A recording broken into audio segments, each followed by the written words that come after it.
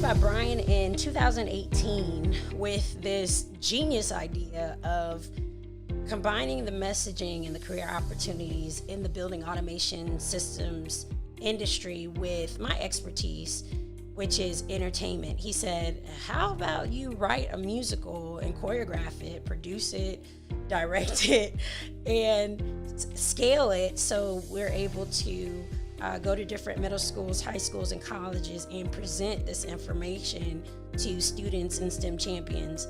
And I said, that is genius. That is an opportunity that I wanted to be a part of, because not only am I able to express my passions and exercise my expertise, but I'm able to spread awareness about the career opportunities that are in this industry that will really go in and change the lives of these students and their families.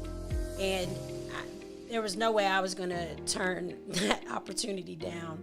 And so here I am, Candace Haynes, Career Pathway Development Coordinator.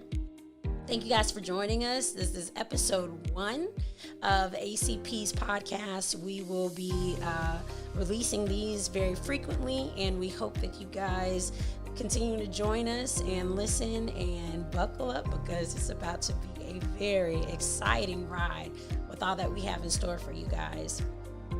ACP is a nonprofit organization. We focus on 5 different goals. My role is to provide students and STEM champions with the tools necessary to pursue a career in building automation or other related STEM careers. We believe in bringing the message to the students. What does that look like? I look at it this way. I was a student before I was in this position where I didn't have the expertise and the knowledge that I do now about the building automation industry.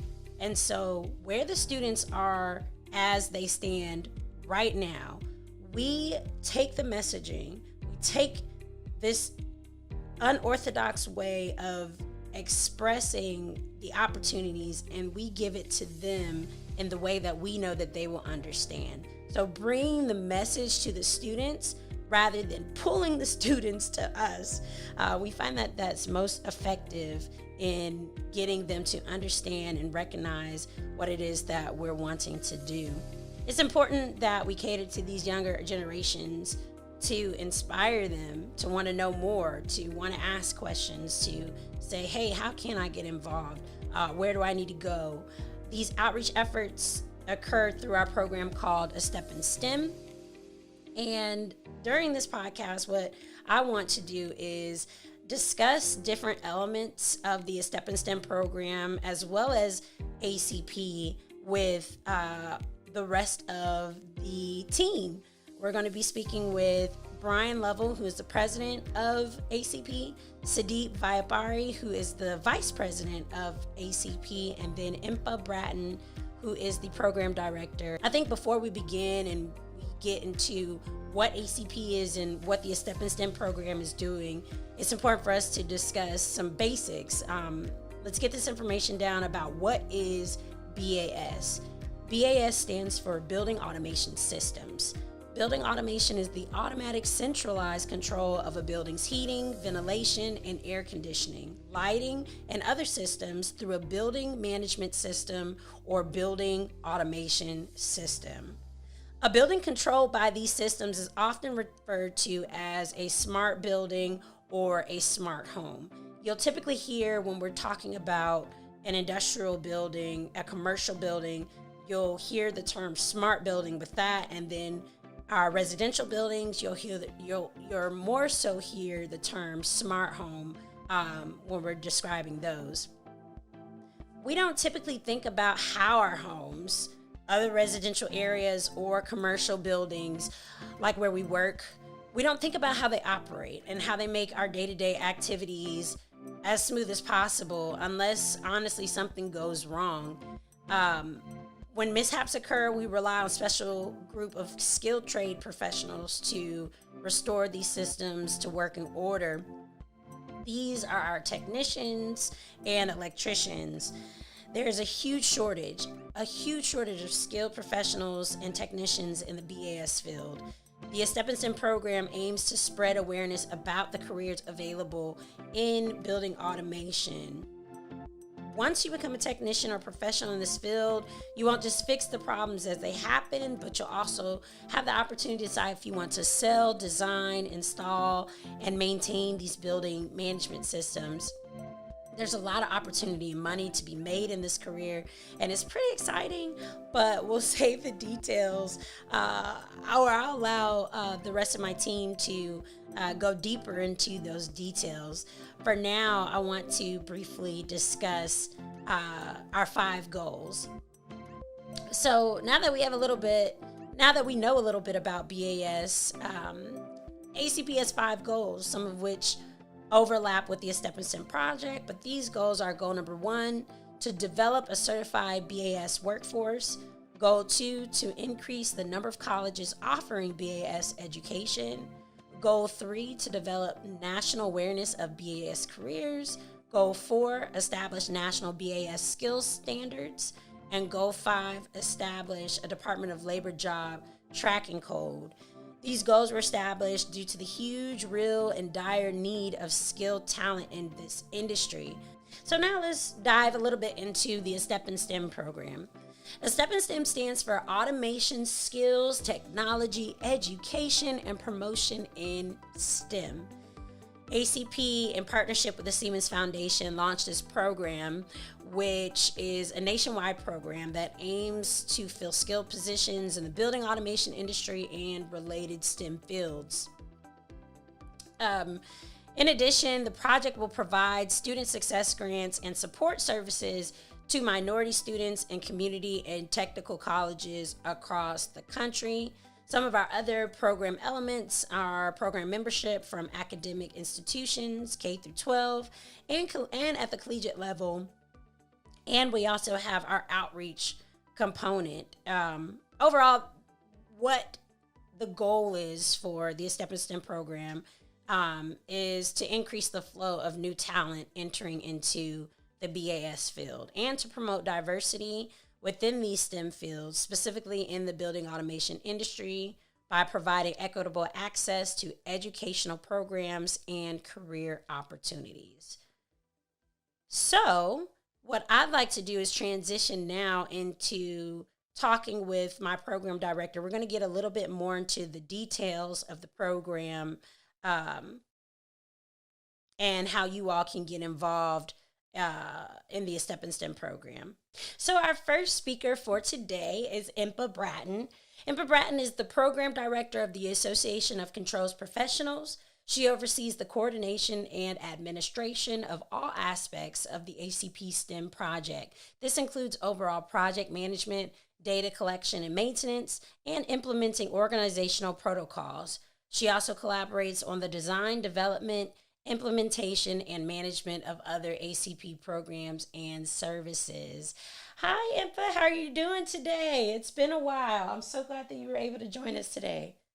I'm doing well, Candace, and thank you so much for having me on your very first podcast. Yes, first one. I forgot to celebrate that, so thank you for saying that. Mpho, I'm just going to dive in. But first, I think what we want to know is just a little bit about your background and what inspired you to join ACP. I am a lawyer by training and profession. I specialized in corporate and commercial law, and I have done a bit of consulting work as well. In terms of what inspired me to join ACP, it was definitely the work that they were doing. My team are inspirational. I've got a great group of people on my team.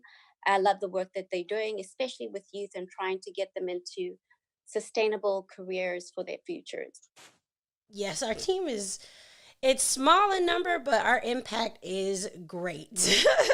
So, tell us a little bit more. I gave a little brief intro of your bio, but I'd like to know just your day to day, what your role entails, and what your position looks like with ACP.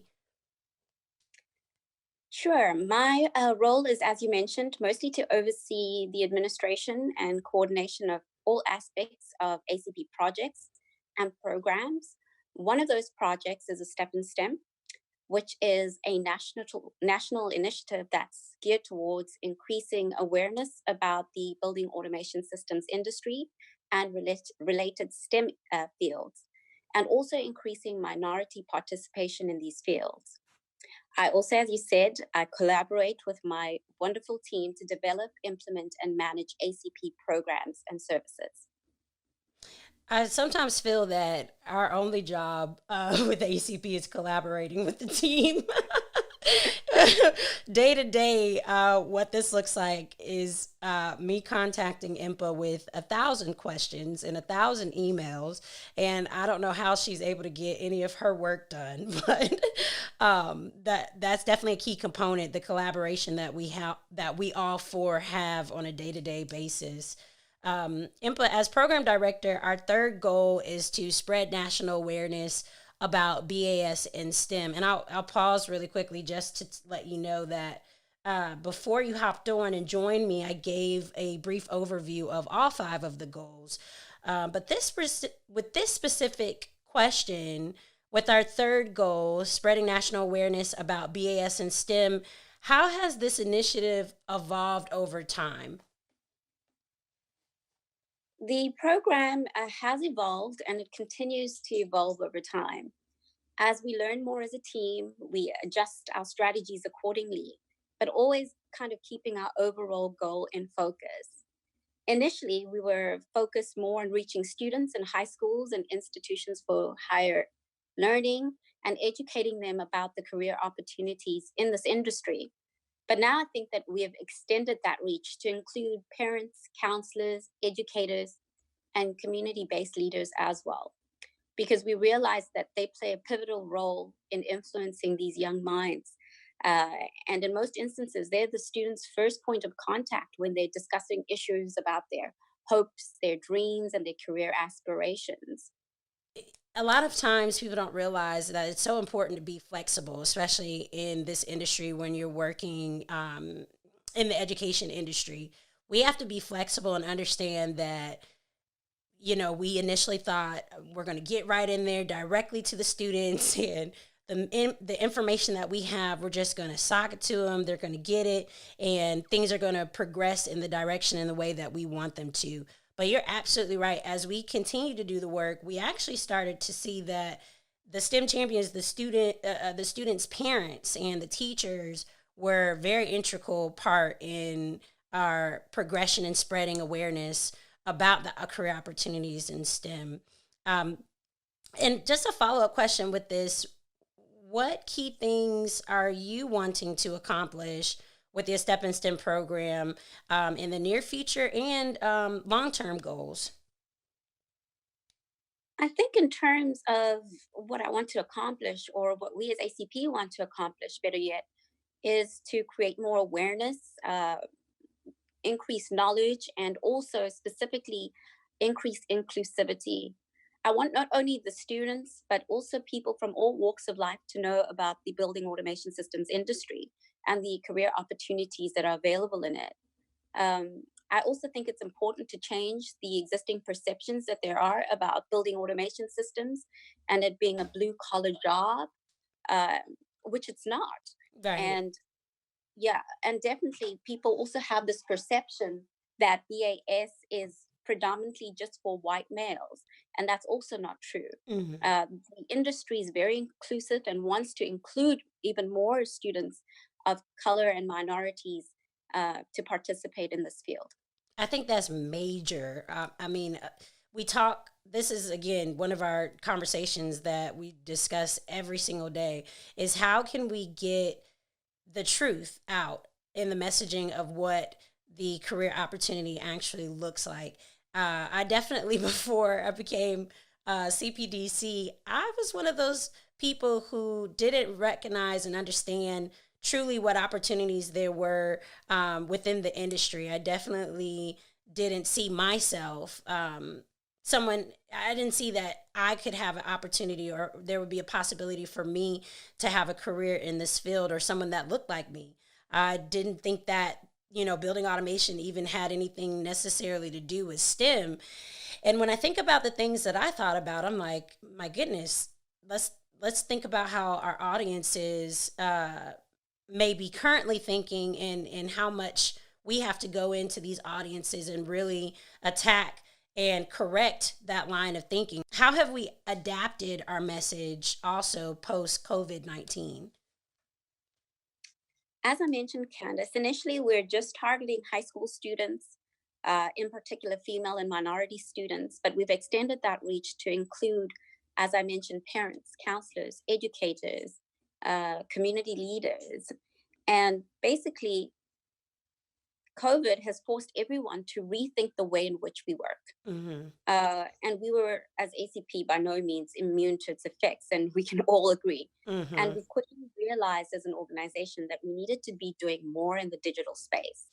Hence, our need to increase our presence on digital platforms.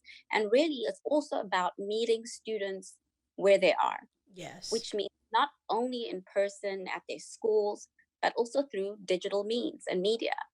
So, social media and podcasts like this very one are just some of the ways in which we've extended our reach and kind of adjusted and shifted the way we think about outreach. We started out on fire. When I say we were on fire, we were scheduling these events and going into various schools, or actually having these events scheduled, prepared for us to go into these schools and work one on one in person with these students.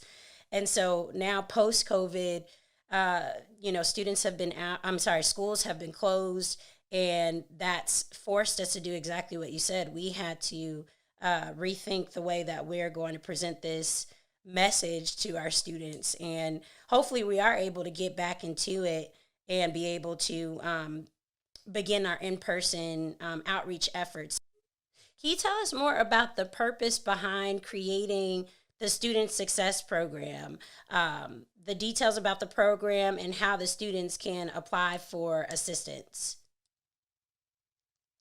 Yes, so we all know that student persistence to graduation is a recognized problem, more so in our technical and community colleges across the nation. Hmm. Students are essentially struggling to find access to resources that they need in order to complete their studies. And this is exactly where the Student Success Grant Program comes into focus. It provides these students who need that little extra push Hmm. or little bit of assistance with the financial resources they need in order to complete their studies. And essentially, the program provides assistance with micro grants for tuition, purchasing of student supplies, trainers, books, and also with tutoring and mentoring assist support.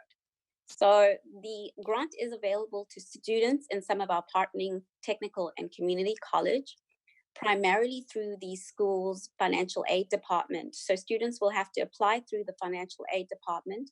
And if they're eligible based on the criteria, they can be awarded up to $1,000 per semester, depending on the need of the student. There's opportunities within ACP, but also to research what technical colleges that also have current programs similar to our student success programs that they could also sign up for and potentially receive assistance. I want to talk a little bit, go a little bit deeper into the student success program. You mentioned something along the lines of when we were initially drafting what this program looked like for ACP. We were discussing the issues of a student seeing a student through, seeing a student graduate. Can we go deeper into the purpose behind the difference, I guess, what separates the ACP Student Success Program, and how students are able to not just apply one time, but if they need assistance, they're able to consistently apply until to see them through graduation, and the importance of that. Yes, this is the paramount point of, and the pivotal point about the Student Success Grant Program. It's not just about a blanket one time means of assistance for the student to help them get through one semester. We understand that students have varying challenges over the semesters and may have one need that doesn't necessarily exist in the next semester. So students are able to reapply for following semesters for this aid, because that's the purpose of it. And the distinction between ACP Student Success Grant and other grant funding is that we want to ensure that we carry them across that finish line. And in order to do so, we have to be able to recognize the needs of these students as they continue through their studies. So we're more focused on making sure 1, 2, 5 of those students get through the program than providing funding to 100 students and not seeing any get through the program, because we haven't addressed the real need or the concern of the student. So we're particularly interested in focusing on what the students actually need and supporting them in that way. Exactly, because the purpose of the Step and STEM program is to continue to feed the pipeline. We want to increase the workflow, increase the talent increase the talent workflow into the building automation systems industry. And so that's such a key component to me, and that's what makes this program stand out the most. ACP coined the term STEM champions, who again we mentioned earlier. These STEM champions sometimes are the first to hear about programs like the Student Success programs, who then assist us, again, ACP assists ACP in pushing that message to the students. So ACP, we coined this term, which includes teachers, guidance counselors, educational institutions, community leaders, various stakeholders, employers, and anyone else who's on fire for STEM. Mpho, why is it important to become a STEM champion, and what ways can STEM champions get involved and help us further promote the Step in STEM program? STEM champions are very important to our cause, primarily because they help us to spread this awareness that we so greatly need within industry and schools. And they are an extension essentially of this program and its goals and its objectives. And we need them to buy into the program. We need them to be able to extend this message to their students. And they are essentially our voices and our advocates in creating awareness about these opportunities. And in terms of how they can assist us, well, definitely through researching and educating themselves about the BAS industries and the career opportunities that are available in these fields. They can assist by engaging these students in a meaningful and impactful way, so that they understand these opportunities for what they are and for what they can do for their lives. We also need them to advise the students. Yes. So this is very important. And this is where the guidance comes into play. They're there to advise these students about the career opportunities that are available that these students might not have been aware of, and how to enter into these fields. And they work with ACP in order to provide that component of advice and also preparing them. Essentially, we want them to prepare them with the tools and the resources they need in order to start their future careers in building automation systems industry and related STEM fields. That, I think one of the key things that you said, because everything that you said is important, but the key thing that I really want our listeners, our STEM champions, to really take away is that we have to educate ourselves. It starts there. We don't have a message. We're not able to advise our students if we ourselves are not getting the information that we need, the accurate information that we need. And what does that look like? That looks like listening and tuning into our podcasts. We'll be having lots of information and special guests, on top of having our team members, again, Mpho, our vice president, coming in and giving us more information.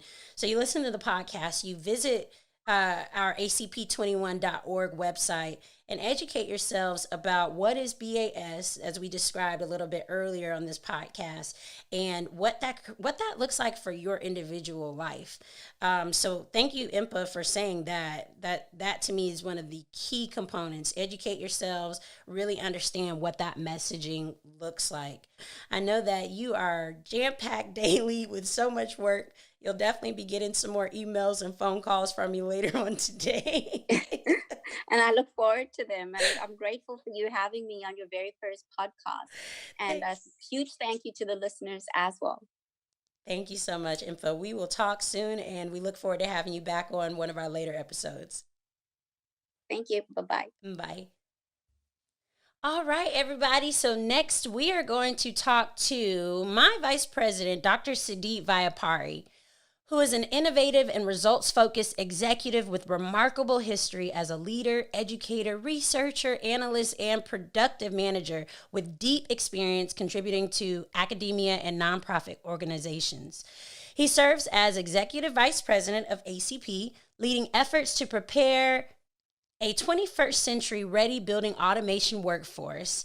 Hello, Sudeep. Thank you so much for joining us today. How are you doing? I am doing great. Thank you very much for inviting me, Candace. It's great to see you. I know with the COVID and whatnot, we haven't been able to meet in person for a long time. Yes. So it's great to see you here through the Zoom. And I really appreciate your inviting me for this podcast. And thank you for that kind invitation.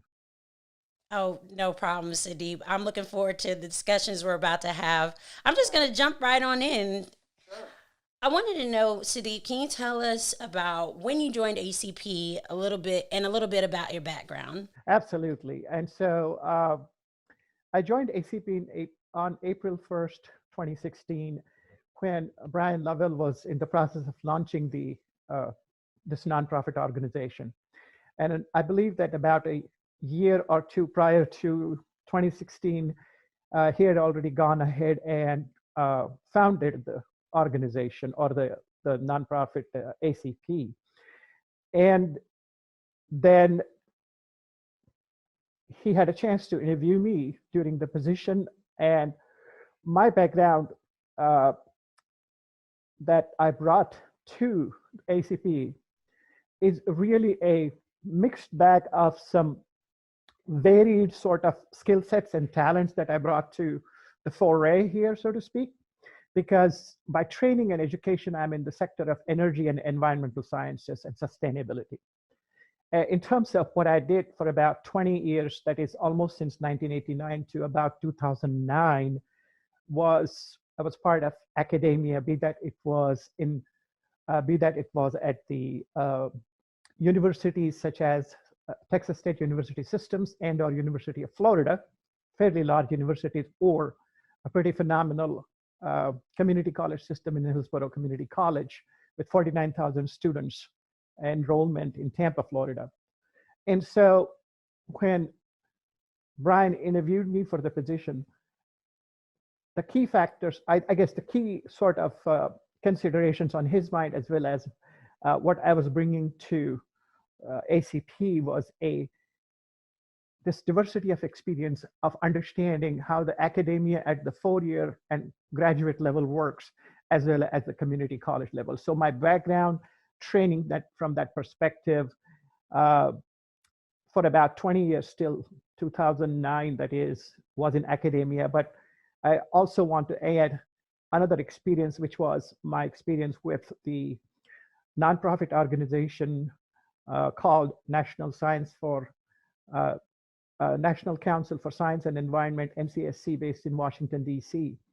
I had begun consulting with them since 2010, and by about 2013, I moved up here to Washington, D.C., where I am, and as the Associate Executive Director there.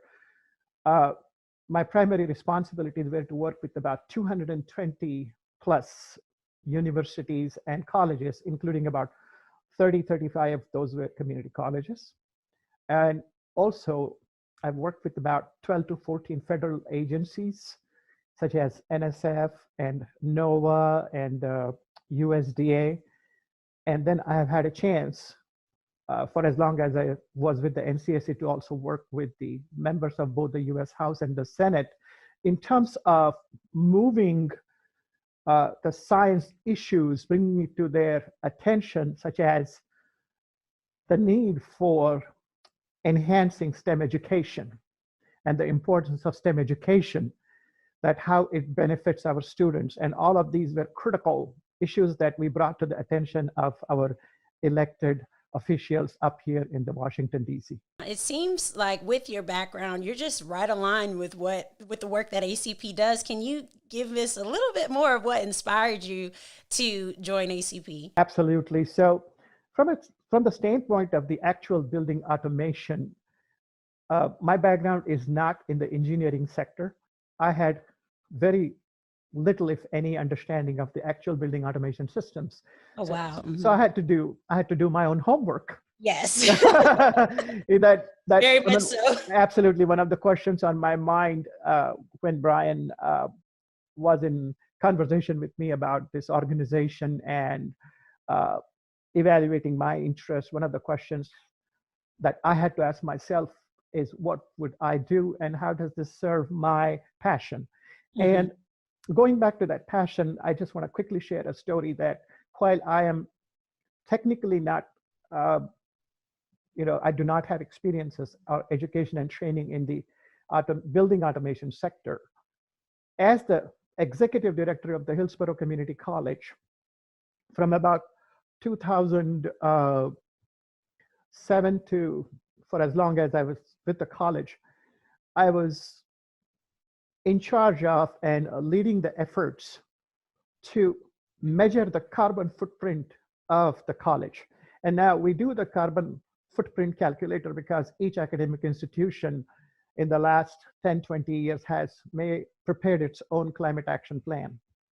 That you have to understand what are the ways in which you can mitigate the carbon that's generated because of the use of energy at your facilities. And one outstanding experience there that had already introduced me to the building automation, or HVACR as we call, is that when I began the process of measuring and calculating the carbon footprint of the Hillsborough Community Colleges with 11 different facilities, 5 facility managers, I was overseeing and leading an effort to measure the carbon footprint of that institution over a 1.7 million square footage area. It's a fairly significant area, and there was a lot to learn in terms of how do you calculate those numbers. And then importantly, you just don't arrive at the emission numbers, but you have to figure out how do you go about and communicate with the facilities manager in making them understand how we can reduce the energy consumption and use. And to give you an example in terms of the energy in this particular field, that when you go look up the Energy Information Administration website, US government's website, you will realize that 48%, that's 48% of the energy that's consumed by the residential and commercial buildings, the energy that is consumed is by the residential and commercial buildings in the United States. That's significant. We're talking nearly half as much. And the second component is nearly 40%, that's 40% of the carbon emissions in the United States are generated because of the consumption of the heating, cooling, and even heating of water. So that was that big piece of puzzle. So yes. You asked me about inspiration, what inspired me. It was fairly simple that this was a huge issue in my mind. And I was looking at an opportunity here through ACP, which was carving out this very unique model in which ACP's mission was all about helping, in some ways, mitigate these issues of carbon footprints and the carbon offsets. And to do that, the methodology, the mission, the goals were all about educate our folks in the academia, in the industry, among the businesses, promote this, promote the theme of why BAS is a STEM-based career and how it helps in all these areas. And Sudeep, you're very passionate. I can feel your passion. I see it, and I love it. I'm all about energy. I feel like our passions are the messages that we present, that we push, or that we project. All those P words.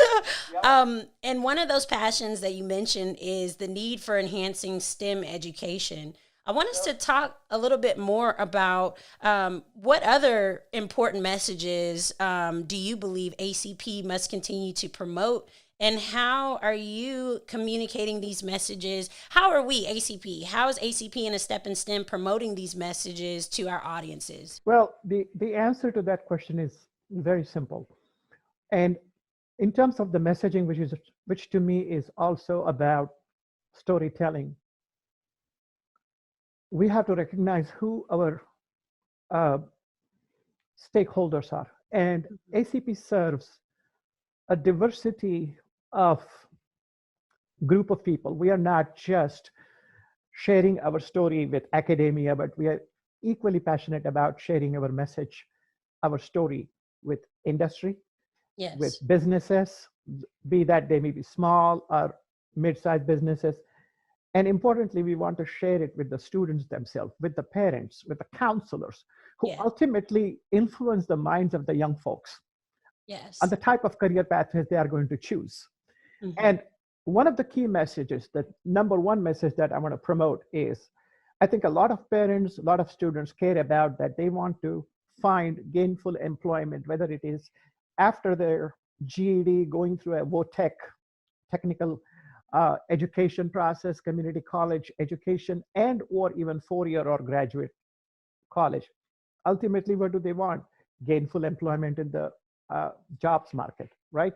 And two, from that perspective, to address that issue, one of the points, one of the stories that I share with everybody that asks me, so what does ACP do and what are your goals? I say, number one, we're trying to promote that the building automation systems jobs are high wage, high salary jobs. Hmm. And the second point about these jobs is that there is an abundance of these jobs. In fact, as a matter of fact, that I've been conducting a research since August of 2017. And as of last year, uh, I noted that on an average in the United States, there were as many as 25,000, this is average number, as many as 25,000 vacancies on a daily basis. So That's a lot. that's a lot. There Yeah, are lots of opportunity. we need to fill those. Exactly. That's a lot of opportunity You, there. absolutely. And they're also at all the levels, meaning entry level, mid level, senior level jobs. So that's point number one. Hmm. The second point that I'm excited about, which I promote, is that the careers, the opportunities, and the overall, the workforce that's engaged in today's BAS field works with the tools and the technology that are of the 21st century. What I mean by that is there is a heavy integration of the IoT, which is Internet of Things. And we have a specific area we call BIoT, Building Internet of Things. And this particular point is so important because those, particularly the millennials like yourself, Candace, Hmm. who are far more adept and very comfortable with the tools of the technology, such as mobile phone. The Yes. great news is that today's residential or even commercial buildings, they can be fully controlled by simply an app on your mobile phone. How Exactly. incredible is that? Yes. You talk about through the STEM, particularly uh, in this context, about what does a step in STEM have to do with what we do through ACP. Let me tell you that robotics and the automation is a huge part of what the building automation does. So those students that are very passionate about pursuing careers based upon STEM, guess what? Building automation is for them as well. So that's a very key point, that technology is a huge part of what we do in terms of promoting what we do. The last part, that sort of a messaging that I tend to promote, also is very important. That I think fundamentally, and this goes back to what I said previously, fundamentally, that parents and students and the counselors at the high school, sometimes they may or may not be fully aware of the scope of this field, Yes. and or some perceptions that have prevailed in the past that this is not necessarily maybe a high-tech job. That particular perception, we are clearing up. We are trying to bring to the attention of everybody, working with them, educating them that, no, this is a really great career and it pays well. So those are the three key messages that I tend to kind of usually promote most in my conversations. That's important, Sudeep, to really emphasize that in the BAS industry, in the job market, you mentioned you enter into this market and you work with tools and technology in the 21st century. And that goes along with ACP's slogan. I wanted to know What is the need for preparing a skilled BAS workforce for 21st century jobs? Can you tell us its significance and importance to our work, what we do with ACP and a step in STEM? That's an excellent question. Let me address that question. So when you think about the 21st century, there are two elements that pop up in pretty much most people's mind, right? Number one is this century is defined by technology. Yes. That really guides and dictates the lives that we lead these days. The second is the big data. That everything that the technology essentially does is based upon the processing of the data. So if you put these two elements together, the big data and the technology, those two characteristics of the 21st century are also transforming a number of educational programs that in the 60s, 70s, 80s, 90s also, the educational system was far more siloed. Today, what is happening is the differences between so many disciplines are sort of going away. And building automation is one of those sectors, to give you an idea why these jobs are of 21st century. It's because today's building automation system requires an equal participation by someone that understands the actual engineering, the mechanical engineering part of that, electrical engineering part of that. But we also now have key players, several of the even doctoral programs that are engaged in sophisticated software writing for these building automation systems. We still need those folks that actually physically go and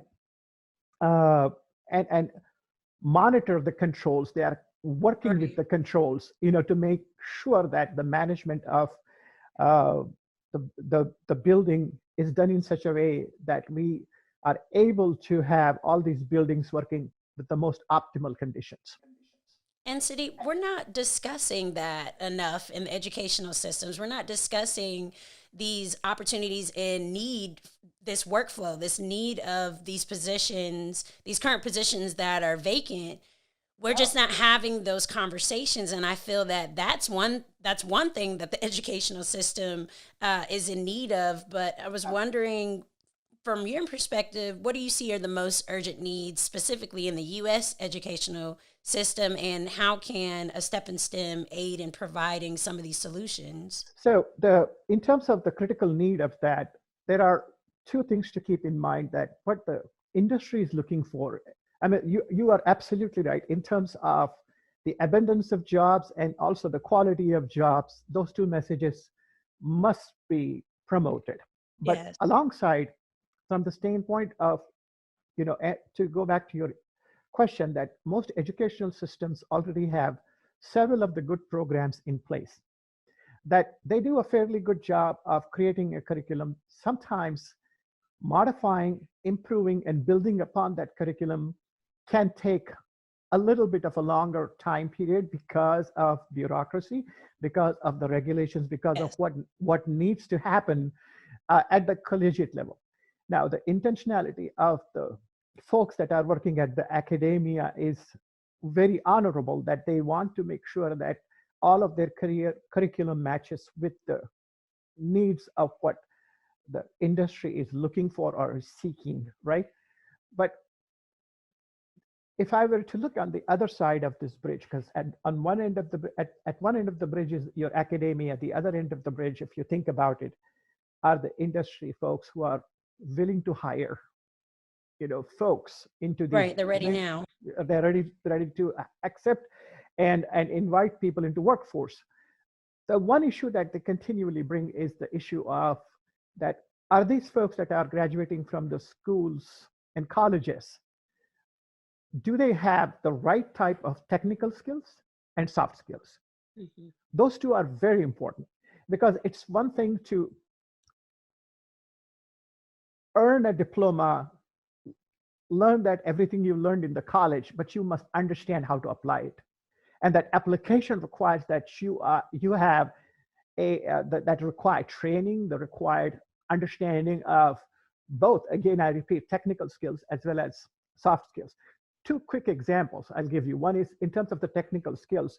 During one of the researches that I conducted, and I had an opportunity to interview a focus group, and all the folks that in that particular group agreed that most of what is happening now in the building automation system requires at least some degree of understanding of programming, even for entry-level jobs. Similarly, they also emphasize that why communications continue, which is a soft skill, why communications continue to be a skill that's most desired. And it's not that people did not know how to communicate in the past. It's just that today's communication technology is different. So how do you build upon that process of improving the communication? So to answer your question in terms of what ACP is doing, now going back to that we are that bridge that's bringing the academia and that the industry that's willing and hoping and ready to hire those folks. We're bridging that gap through the programs such as a Step in STEM. You are really propagating, disseminating this message that, hey, your educational systems are preparing you with these with this curriculum. The people are ready to hire you, but here through ACP's different goals and programs and activities, we want to make sure that you earn those right type of skill set certifications and you're ready for the market. Thank you for that, Sudeep. You know, with that being ACP and a Step in STEM's goal, you know, things have just changed since COVID-19, just worldwide, just with the economy in general. And I'm curious to know, pre-COVID-19, there was a high demand from employers to hire technically trained technicians in the BAS industry and related fields. Has this demand decreased post-COVID-19? And what advice can we give students about pursuing a career in this field with all that's going on with COVID? So the answer is really simple to this question, that I think the impact of the COVID on building automation industry, which as a matter of fact, we do see the numbers have dipped down. And I want to again just go back to what I said, that I've been conducting a systematic research of the marketplace opportunities since August of 2017. So I have an understanding almost for 3 years. Those numbers were higher up until about the end of March this year. So okay. I think that the impact is only temporary and that we will see that these jobs will continue to grow. And here is why. And this is a key message that I want to drive, that the markets, the economic scenario, the projections, the predictions about the building automation system as an industry, that is an upswing. And we are not just talking about right here in the United States, we are also talking about all over the globe, because even those countries that typically never had their homes and or commercial buildings heated or cooled are now all, sort of opting to have air conditioners at their homes and or large systems of ventilation and heating or cooling at their, particularly the cooling, given the global warming. Nobody wants to stay in a hot building. No. Even when it's cold. Exactly. Yeah, exactly. So when we look at this global trend, that one factor sort of helps make sure that this market is thriving. There is another element I'm going to quickly cover, which is that the times that we are living in, the issue of building automation is not just an issue of providing comfort to the occupants of the building. Mm-hmm. That how you feel, in a certain building, if it is cool or warm, that's one part of it, important part of it. But there's also another major concern that almost all nations now look at building automation as a national security issue. Mm. Because think about it, this is not about just who is entering building and who's exiting building, but that balance between the amount of oxygen versus carbon dioxide could be a security issue. And so it's no wonder that by 2027, it is expected that globally, nearly about 170 to 180 billion, that's like bumblebee bee, $1 billion worth of money will be spent on just the security of the building. Wow. And that's a huge issue. So if you put all of this together, in summary, what I'm trying to say is that COVID is more or less temporary. The job opportunities for all groups of folks that wish to pursue a STEM-based careers, they can find that they may begin in a career pathway into one field of expertise, but they will find that as they look towards the building automation, they will only notice a growth and an upswing. So I'm very optimistic about what's going to happen with this field. Well, you all heard it first from Dr. Sadie Viapari. He has said that we are on an upswing. This is temporary.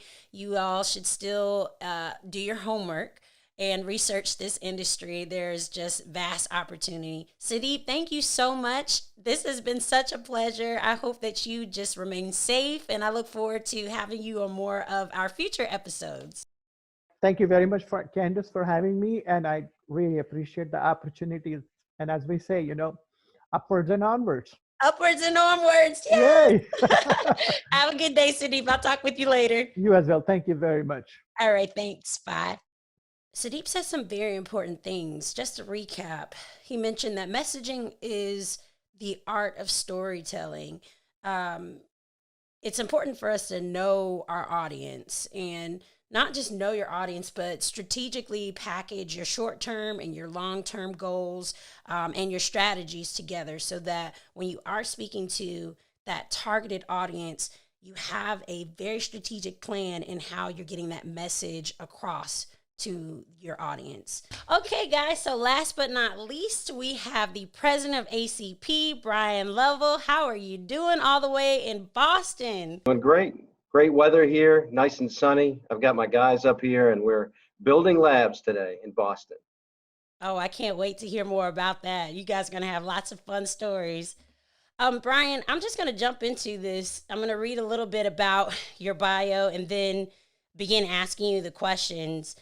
Brian, as a former building controls contractor in the Atlanta area, he experienced firsthand the difficulty in assessing, acquiring, and retaining high-quality building automation technicians.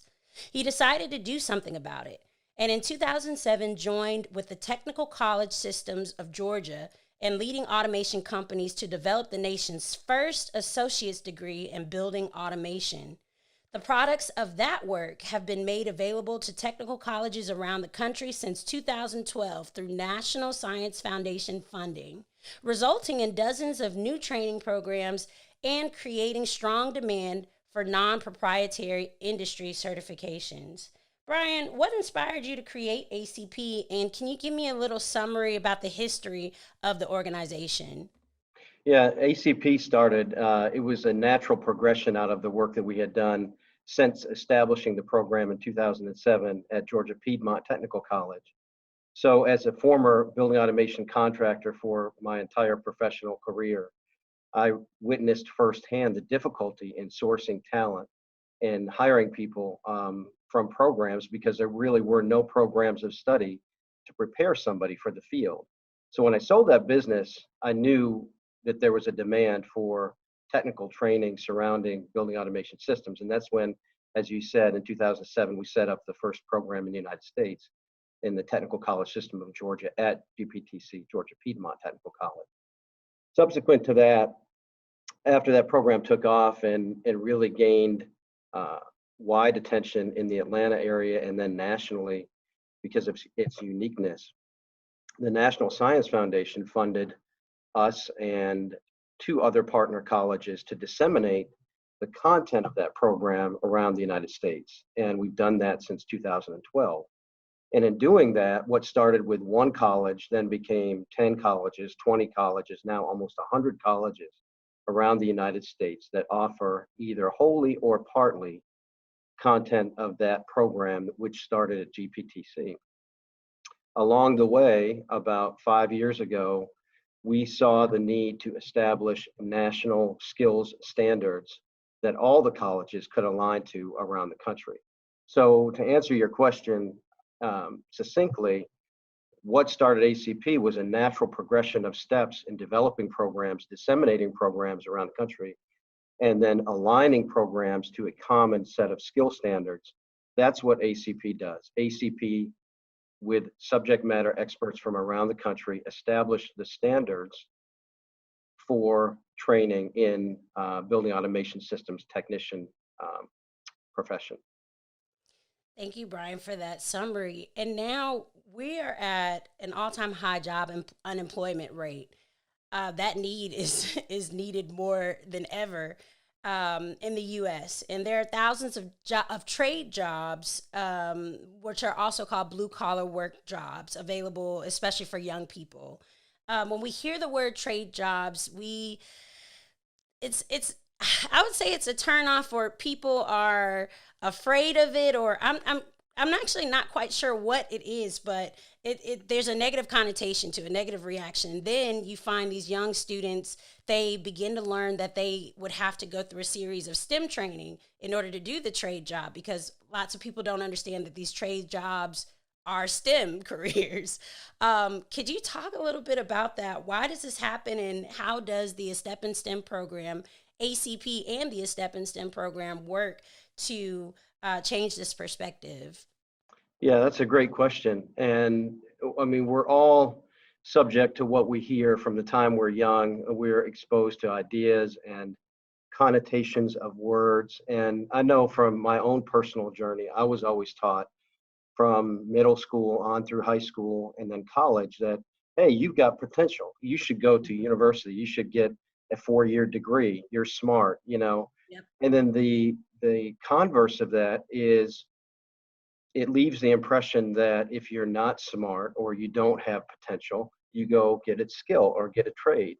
And that perspective is 180 degrees out of line. The technical trades, the term trades, as you say, has gotten that poor connotation because it's always been considered a pathway, unfortunately, for those who couldn't or shouldn't go to university. And the fact of the matter is, trade jobs, skill-based jobs today are in higher demand than ever before. And people coming out of trade school, and I don't even like to call it trade school, or vocational school because of those connotations. Basically, Right. people coming out of college who are trained in these disciplines are making a lot of money. I mean, a lot of money. I can tell you firsthand, students I've had who've gone out and started in either HVAC or specialty controls, anything related to technical, even plumbing, electricians, you name it. They start their own company, and I can't tell you how many have become millionaires in a few short years because they have skills that the world needs and people need and that can't be outsourced. You can't outsource somebody coming out and fixing a leak in your home. You can't outsource facilities management or somebody taking a look at a large campus building and trying to make changes to make it more efficient. Those jobs have to be done on site, in person, by people who are trained up in those fields. Those jobs will never go away.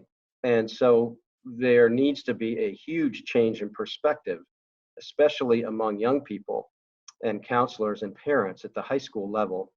So that was the onus for A Step in STEM, because how do you reach young people and make them change their perception of something that they've heard since they were young? You know, you get out there with other young people who are close to their age, who can first excite them and get them interested in something that they like music, digital technology, performance, song, you know, dance, you name it.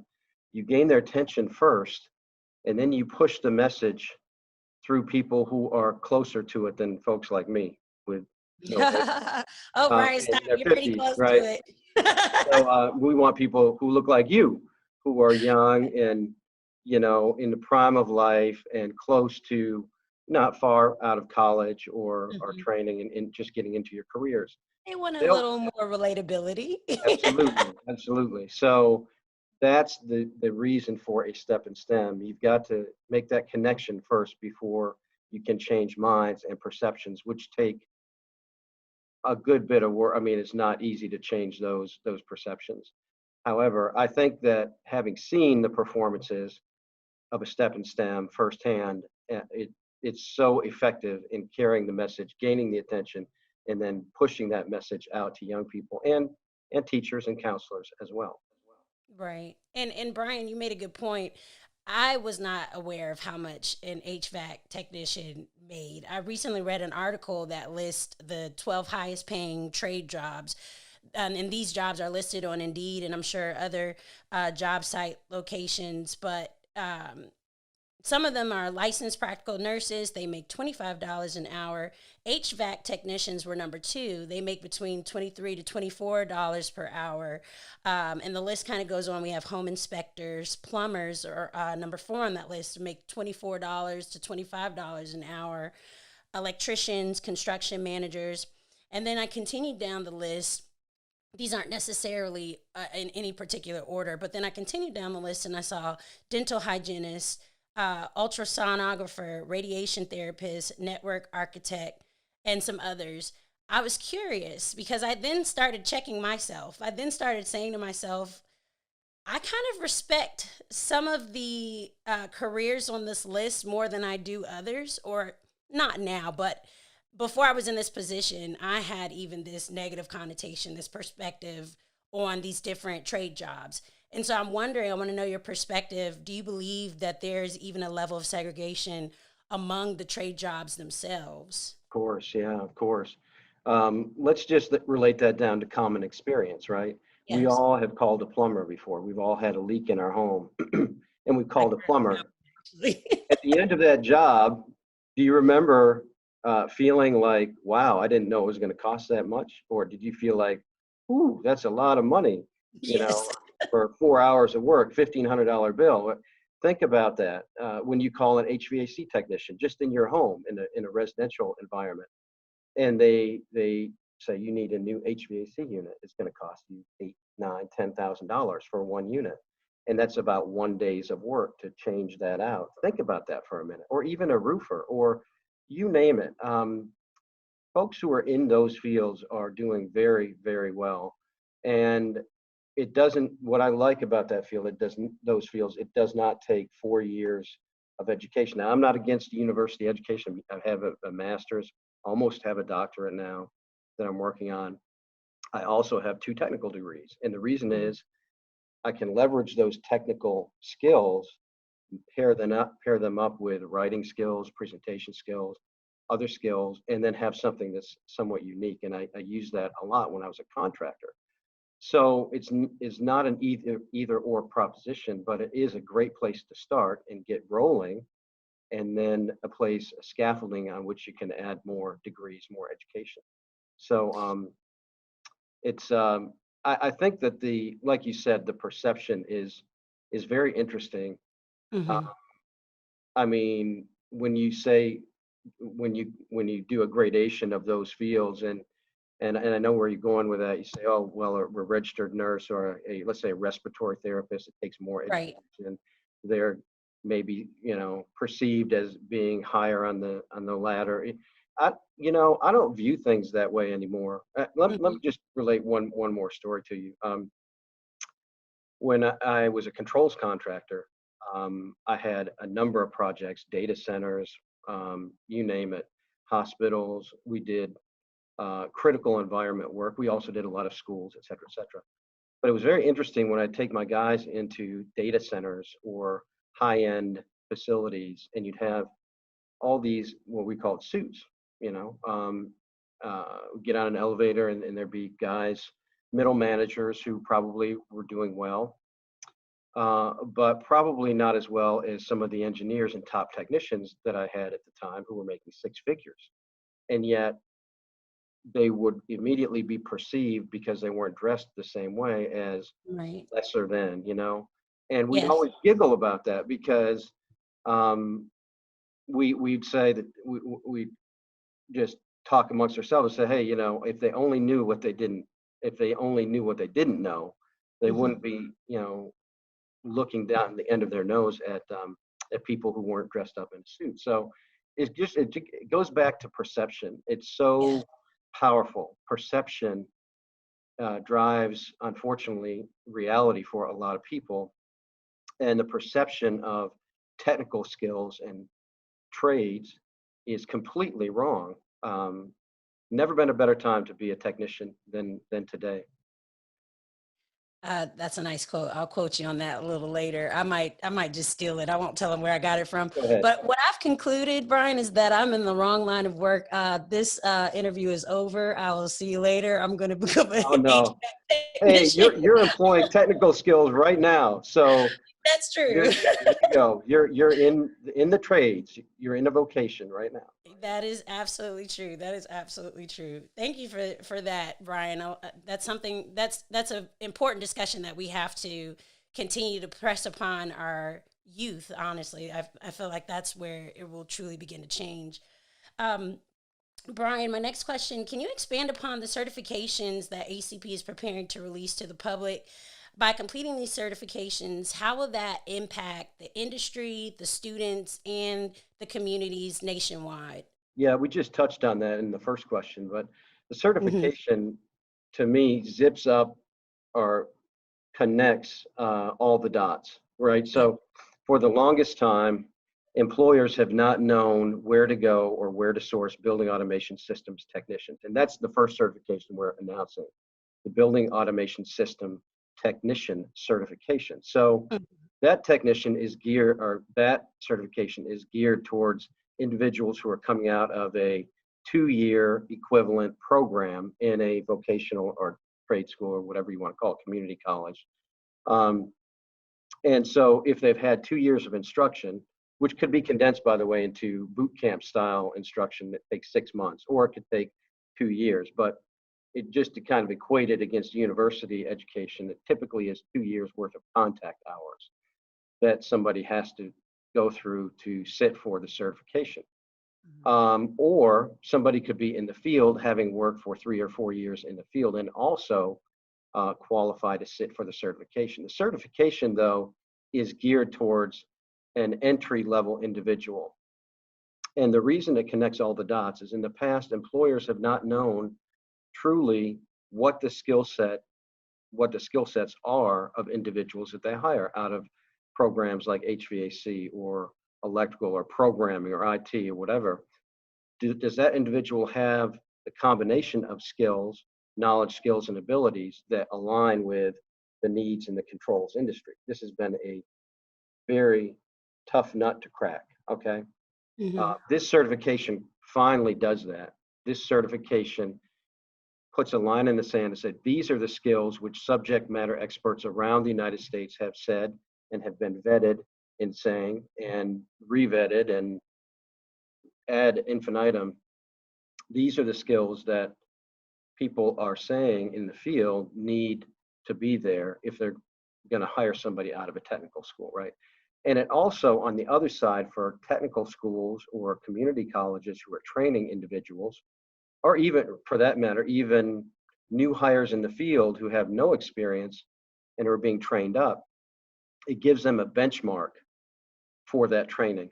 So this is the benchmark. This is what they should know. These are the areas of competency they should have to this level, right? So it gives you that understanding. It zips up the, I like to say, it kind of zips up the two. It zips up the training side and it zips up the hiring side and brings them together. So there's a common set of expectations on both sides and an understanding of, by the student themselves, what it's going to take to reach those competencies. That's what the certification is intended and in fact does do. What are the benefits in pursuing a career in BAS, and what advice can you give our listeners, particularly students, particularly people are listening and they're saying, I'm not really sure what I want to do with my life, but I'm hearing that this is an opportunity for me to have a better opportunity in life for myself. What advice can you give those listeners? Yeah, first off, I would position building automation systems kind of as a centerpiece of technical skills right now. You know, with the IT revolution, so many industries were changed. Industries that never had computers before Now you have to have competency dealing with computers and software platforms, et cetera, in just about any field.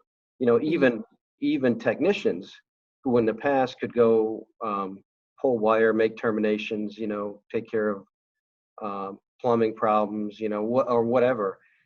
You'd be hard pressed to find any technician today who doesn't use a computer and doesn't have to fill out service tickets, you know, in a digital manner. Right.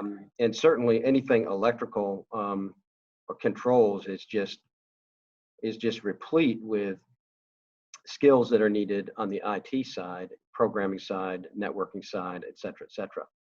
So the first thing I would say to somebody who's interested in building automation or any related field to building automation is, number one, a lot, especially young people, typically do not know what they want to do yet. They are Yes. kind of looking for different opportunities. BAS can be thought of as, building automation systems can be thought of as the brains or central nervous system of any facility these days. Hmm. So in that facility, you have you know, energy that's being consumed. You have comfort conditions that need to be maintained. If you're in a critical environment, you have special conditions, even like production environment. You have clean rooms that have particular needs. Those all have to be maintained and monitored. You have security systems that have to be monitored 24/7. You have renewable systems, solar and wind technologies that are controlled and monitored by automation systems. So it puts building automation in the set as a centerpiece of skill sets that can be used in so many different fields. So even if you're not going to wind up in the building automation field itself, think about how preparing for that industry prepares you for a number of different fields, because you have to learn programming. You have to Right. learn something about data analytics and trend logs and finding problems, troubleshooting. You have to learn about electrical systems, mechanical systems. You have to learn about integration.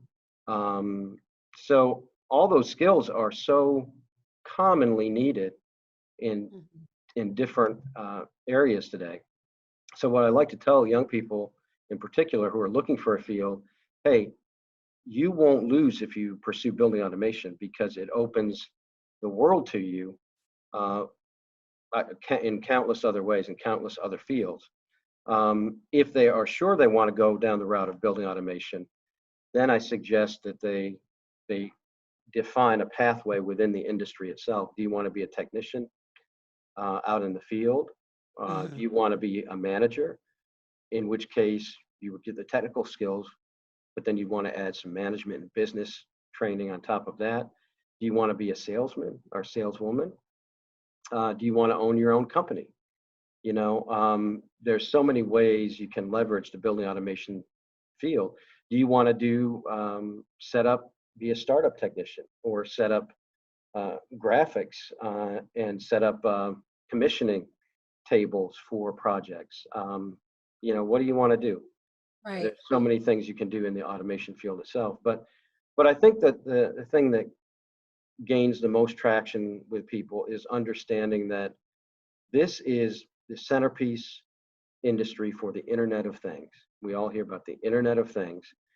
Anything in the real world which can be measured, temperature, pressure, energy, power, renewables, you know, you name it, security, anything is tied to or can be tied to a building automation system, right? So it truly is the Internet of Things, accessible Mhm. from any device that has internet access and password access. So that's what I like to tell young people. It excites them when you tell them that, hey, you're not going to waste your time, and you're Right. right on the cutting edge of the Internet of Things revolution, so to speak. Yeah, because I think young people now are just thinking about, well, what can I do that, as you mentioned, that's not going to make me feel like I'm wasting my time, and something that I feel like I could do for a long time. We just live in this world where I feel that young people look at social media and they want things so quickly, and they want to pass by things so quickly as well. And I think of this industry as like the candy shop. you go in there and you can just select whatever you want. If you get bored with something, we'll move on to the next, but you're still within the industry. So I think this is this is definitely a good industry if you're kind of a millennial and you're wanting to dibble dabble into a plethora of things. But Brian, for the sake of time, I'm going to ask you one more question. Please tell us about one of your best experiences with your Step in STEM program. How did the students and the STEM champions react? Yeah, every Step in STEM, first of all, which I've been to, has been fabulous, a fabulous event. So it's just, that's what it's designed to be, right? And you bring the Yeah. energy, your team and the performers bring the energy. Everyone has been spectacular. I think the one that's most memorable when I think about a Step in STEM is the Drew Charter High School Step in STEM show when everybody was up on the stage. You had the juniors and seniors, you know, to a fever pitch, and then I came up to speak along with Mr. Kroom, who's an instructor at one of the BAS programs in Atlanta, and the students were ready. They were absolutely ready to engage in question and answer and back and forth and a little bit of fun. It was just everything that we thought it could be in the beginning, Yes. in opening their minds and their ears, and then it was there, tangible, right in front of you, and you could see that it works. That's the Yes. first time that I knew I had evidence firsthand, and I could see and feel that this works. Every other one that I've been to, I kind of like was on the side seeing that, hey, it looks like it's working. But then Yes. when you engage with people and you communicate with people and you get that energy back and forth, you have a better appreciation of where their heads are at. There's no way that I could go into an auditorium, or I would doubt if even Mr. Kroom is an instructor who's a bit younger than I am, or many professionals really could go in dry without the students being ready and excited and think that we're going to keep them, number one, keep them awake. Number Right. two, that they're going to listen to anything that we have to say. You know, it's just not going to happen. So to me, Drew Charter High School, that having all the kids in the auditorium, having them ready, excited about their future, Yes. that was perfect. And Yeah. that was my favorite Step in STEM event because of that reason. And That's kudos so to you. It was just amazing watching how you and your team get the students to that point. You know, as an educator, one thing I learned, when I became an educator, I knew nothing about teaching. And then after right. getting into it and having the experience for, I guess I taught either part-time or full-time for, a dozen, let's see, 15 years, either part-time in the evenings. Even when I had my contracting business, I would volunteer because I was trying to help the students. I was also trying to find more employees, and Right. then doing it full-time for almost 6 years. But I never had any training about teaching. But here's the thing, Candace, when you become a teacher, one thing becomes abundantly clear. You have to engage the heart, kind of the emotional side first before any learning takes place whatsoever. You have to get them to that point. We call it in education a hook. You got to hook them first. You got to pull them in. You got to touch their hearts in some way. And Yes. then, only then, can you teach them. That's what this does. That's what you do with a Step in STEM. You act as that hook. You pull them in, you get them into a place, you open up their ears and their minds, and then they can learn. That's the beautiful thing about what I saw at Drew Charter and what this program, a Step in STEM, endeavors to do and actually does do. Definitely. We definitely look forward to having more of those events once COVID is over with. Brian, thank you so much for this time. I feel that I can have conversations like this with you for hours on hours. You always have so much great information for our listeners. We'll definitely have you back on our future episodes. Enjoy Boston. You guys get it done. The lab work that you have to do. I'll be checking in on you guys. Thank you so much for joining. Thank you so much, Candace. Really appreciate it. And you really look like a podcaster, I must say. Woo! Here, Yes. you're on point. And thank you for having me. All right, Brian, have a good day. Too. Okay. All right. So I want to hit on 2 points that Brian just mentioned.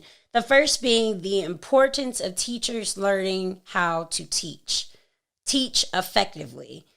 I feel that sometimes we as teachers can focus more on wanting to change the educational foundation that students currently have versus focusing on initially gaining their trust and gaining their respect, focusing on motivating and inspiring the students, and really just getting them interested, simply just getting them interested to want to hear what we have to say.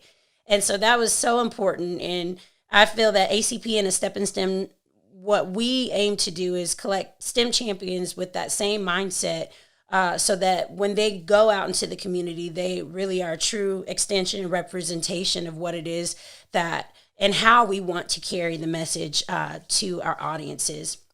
The second point, as I wrap up this first episode, I'd like to play for you all what it looks like for the A Step in STEM program to come to your community, to your school, to your city. And I'm going to start the video. It starts out with our mascot art, and then it shows our mobile lab where students are able to go inside and have a hands-on experience learning more about the building management systems that we would actually see inside buildings.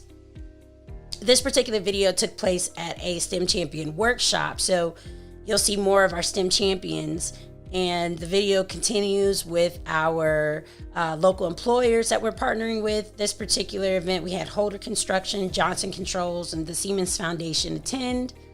We also had a DeKalb County TV partner with us to cover the event. And our interactive DJ, that is one of our actors, who's also my little brother, Justin. And I was interviewing some of the other actors, as well as Mr. Kroom, who's one of our special guest speakers, to tell us about the trainer that they build. And then the video goes to the party. This is where the party begins. We start our program off with our special guest speakers. So our President Brian was able to come and speak. And then we had, again, Mr. Kroom, who is the instructor of the Building Automation Systems course at GPTC. And then we begin with our musical. And the musical is played by people who are playing students, and they are in high school going on this journey to figure out what's the best career option for them. So they're describing the things that they enjoy, and then eventually through the guidance of their teacher, who is symbolizing a STEM champion, they eventually figure out that they do ultimately want a career in STEM. We end the performance with a panel discussion where we find out that these are not just actors, they also are in the building automation industry as technicians. And we have a coder. One of the actresses is also a coder, and then another actress works for IBM. And then we have another one of our actors who's currently studying at GPTC and he's getting his degree in building automation. And the most important thing at the end, we have our website. That's where you can learn more and you can sign up. And if you want us to come to your school and have the same experience, definitely we want to hear from you guys. Thank you so much for listening. We'll be back.